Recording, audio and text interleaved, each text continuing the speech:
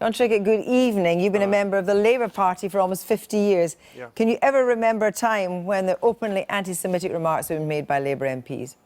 No, and it's not acceptable. And, you know, I was a victim myself of an anti-Semitic attack on the streets of my constituency last year.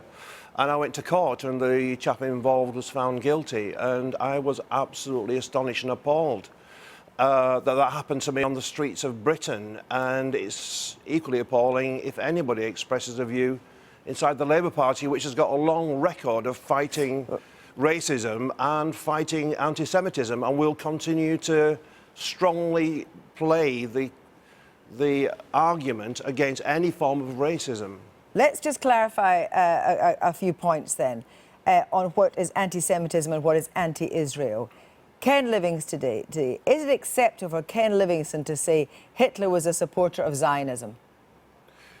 Well, look, I didn't hear Ken Livingstone's interview, but the truth is that the bits of it that I've seen caused me to be feeling very, very uncomfortable.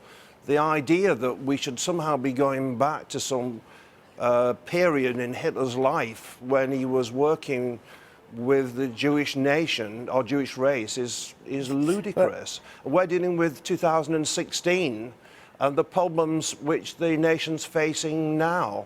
And there is a rise of anti-Semitism on the streets and in the country, and Labour will play a major leading role in fighting anti-Semitism. Have no doubt about that. Well, let's go another of Ken Livingstone's remarks. Racism is not the same as anti-Semitism. Do you believe that? Anti-Semitism is racism, is racist. And let's be absolutely clear about it. Racism has no part at all in our country, and in a progressive party like the Labour Party, it clearly must have no role. And by the way, Jeremy Corbyn acted within almost moments, certainly with a couple of hours, of hearing Ken's comments, notwithstanding the fact that they've worked together on and off for many, many years. Ken was out and suspended, and rightly so. He was much slower when it came to Naz Shah. Let's go through Naz Shah's statements. First of all, she says Israel should be removed to the US. Is that anti-Semitic? It's completely unacceptable. Is it anti-Semitic? Of course it is. Okay. And it's completely unacceptable. And let me say this, Naz Shah was, within 3 hours of that statement being brought to our attention, was off the job she was doing as the PPS. But she wasn't suspended. But she wasn't suspended. Hang on. She stood down within 3 hours from the job she had. She then asked to make an apology to the House, as she did, and then she was suspended as soon as all the information was made available to the party. No case, not one case, has lasted more than 48 hours from the moment it was drawn to our attention to the point at which action was taken. Naz Shah and we will also continue to take action. Naz Shah also said two other things. The Jews are rallying, and she also compared Zionism to Al-Qaeda. Now, you said that she was removed from her position as PPS to John McDonnell, but after her first meeting with Jeremy Corbyn, she wasn't suspended, and he knew what she'd said. It took a deal of time longer to deal with Naz Shah. It took under 36 hours from start to finish. Everybody's entitled to due process, Kirsty. This is a member of the Labour Party and a member of Parliament who represents people in Bradford. But action was taken, and it was tough, it was straightforward, and it was quick. And she will now have a chance. She apologised to the House, and she will now have a chance to put her case to the committee when it's investigated. But look, this is something which is unacceptable in the modern Labour Party. We will not tolerate it. And as somebody who myself has been in court recently as a victim of anti-Semitic action, let me just make it quite clear to everybody, I'm speaking for the leadership of the party here. This is unacceptable behaviour. These views are not part of modern Britain and certainly not part of the modern Labour Party. Is there a problem on the left of politics that a strong anti-Israeli sentiment has crossed into anti-Semitism? I don't know that that is exactly the case. First of all, racism normally is an attribute of the right, and it was right in the titles to this programme that you drew attention to the anti-Muslim comments which were made by the Prime Minister in the House the other day. You sound rather complacent. No. There is a strong anti-Israeli sentiment on the left of the party. Is that bleeding now into anti-Semitism? What is not acceptable is, it seems to me, it's perfectly adequate to have a debate about the actions of any particular Israeli government and whether it's right or wrong. That's perfectly fine. But when it bleeds into anti-Semitism and racism, then it is completely wrong, and that should not happen and will not be tolerated in the party. And I accept the point that you're making. Some people fail to make the distinction. But in doing so, by the way, if they think they're promoting the cause of Palestinians by adopting racist language and attitudes towards the Israelis, they're not. They're doing damage to the cause of the Palestinians. But then if you have got a leader that people like Rachel Reeves says is giving a slow response and meaning that we are falling short of principles in the Labour Party, she says it's a growing problem, and Jeremy Corbyn hasn't responded, not just today in the last couple of days, but actually to this problem that's been boiling away. Well, I think boiling might be a slight exaggeration, but look, there is no complacency here. Every one of these cases has been dealt with immediacy. Jeremy will make a series of announcements shortly about all of this, and we will continue to act in the most vigorous way. Any sign of racism in our party will not be tolerated. We will continue to lead the movement against racism in our country. But you heard Jeremy Corbyn, and he seemed to be, it appeared to me, not quite deflecting the whole anti-Semitism, but what he actually said was, talking about the influx of new members to the party, he said, much of this criticism over Labour, over anti-Semitism, comes from people who are nervous of the strength of party at local level. Do you really agree with that? Well, I hope that nobody is using the accusation of anti-Semitism for factional reasons in the Labour Party. But do you agree with that? Well, I hope nobody is doing that. But look, let's be clear.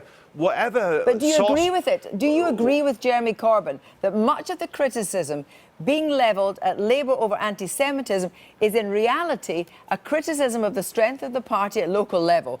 Because it sounds very much like deflection, doesn't it? No, we are not going to tolerate any form of racism or anti-Semitism in our party. And our actions in the last few days show that's the case. An MP yesterday, a member of the Labour's ruling NEC today have been dealt with.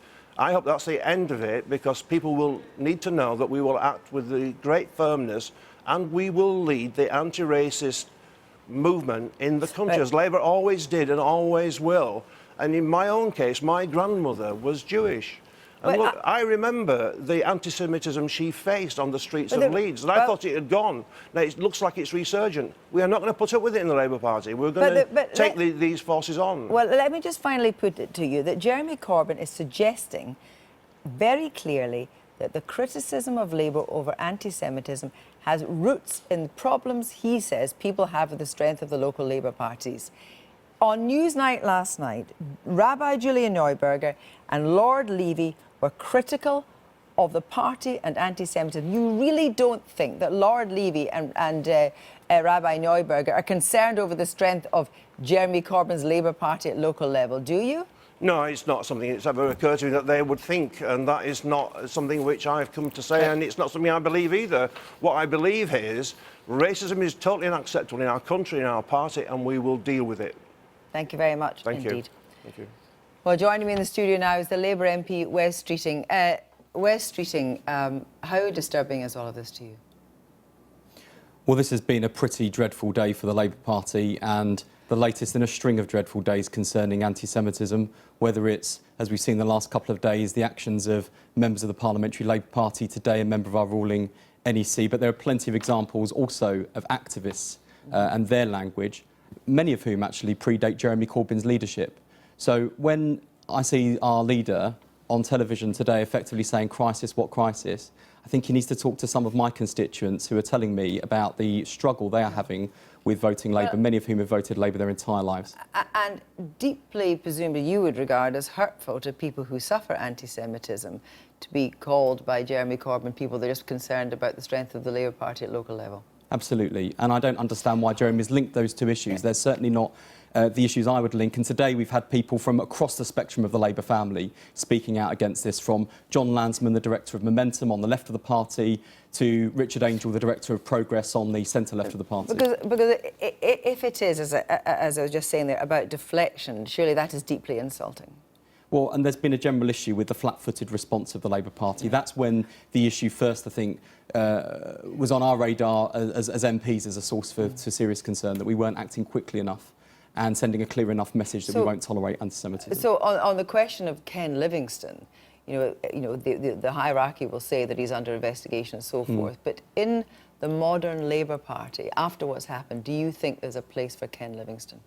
No, I wouldn't be sorry for Ken not to return. And I think in Ken Livingstone's case, he went out today to defend comments which Naz Shah herself didn't defend. To her credit, she said, absolutely, these are anti-Semitic comments, and she expressed regret, remorse and a determination to behave differently in the future, and she'll be judged by how she behaves in the future as well as in the past. But Ken went round the TV and radio studios this morning like a political arsonist, pouring petrol all over a really serious issue facing the Labour Party and made matters a hell of a lot worse. I don't know what he thought he was achieving. And he's on the ruling NEC, the body that's supposed to enforce the rule book. How can people have confidence that the Labour Party is effectively tackling anti-Semitism when people like him behave in this way? But, you were saying there that activists are making anti-Semitic remarks and so forth, and I know that you have been looking for leadership on this. Absolutely. And let's be clear for a minute. The overwhelming majority of decent-minded Labour Party members will be appalled by what's happened. And it's the responsibility of all of us to speak up, to create an environment where Jewish people and all decent-minded people are included. But Jeremy has a particular appeal and a reach across the left, where in parts of the left where there is a challenge of tackling anti-Semitism.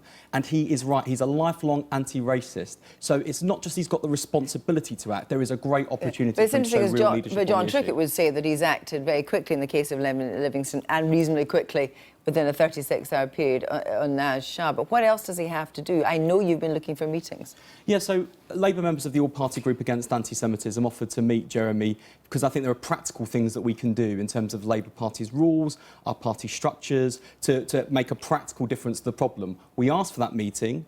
We were told it's going ahead after the May elections, but still no date has been fixed. And it just reinforces the idea. And I'm afraid that the comments that Jeremy made later in the day, I think have fanned the flames further, because it looks like this isn't seen as a priority or as big an issue as I think it is. It's a doorstep issue. We're a week away from elections up and down the country.